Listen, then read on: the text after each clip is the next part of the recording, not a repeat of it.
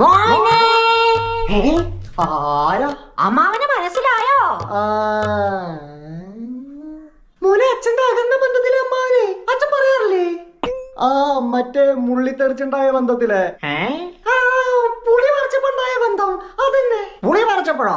മുള്ളിത്തെറിച്ചപ്പോ എന്നാണല്ലോ ഞാൻ കേട്ടത്. ആ, അത് പിന്നെ പണ്ട് നിങ്ങൾ ബന്ധുക്കൾ പുളി പറിച്ചിട്ട് വീതം വെക്കലുണ്ടായിരുന്നില്ലേ?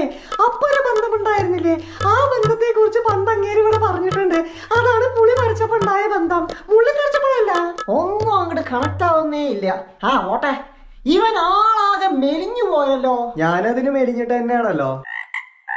അല്ല, എന്നാലും എന്തോ ഒരു വ്യത്യാസമുണ്ട്. ഒന്ന് ക്ഷീണിച്ചു. അതിന് ജനിച്ചിട്ട് ഇന്നേ വരെ ഞാൻ തടിച്ചിട്ടില്ല, പിന്നെ എങ്ങനെ ക്ഷീണിക്കണ്? ആണോ? കണക്ക് കൂട്ടലുകളെല്ലാം പിഴയ്ക്കുന്നു.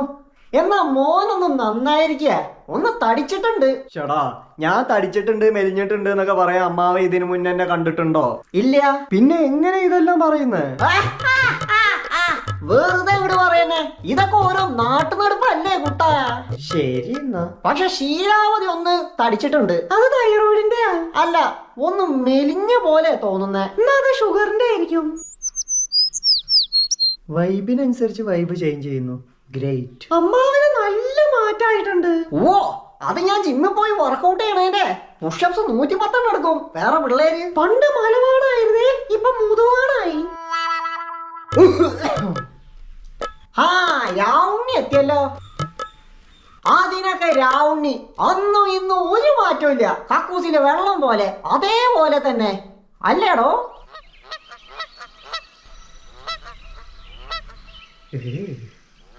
രാവുണ്ണില്ല ഇവിടെ? ഇല്ല, അച്ഛൻ പുറത്തു പോയിരിക്ക. അങ്കിളിരിക്കി. വേണ്ട, ഞാൻ പോയിട്ട് പിന്നെ വരാം. അവൻ വന്നാ ഞാൻ വന്നിരുന്നു എന്ന് പറഞ്ഞേക്ക്. പോട്ടെ.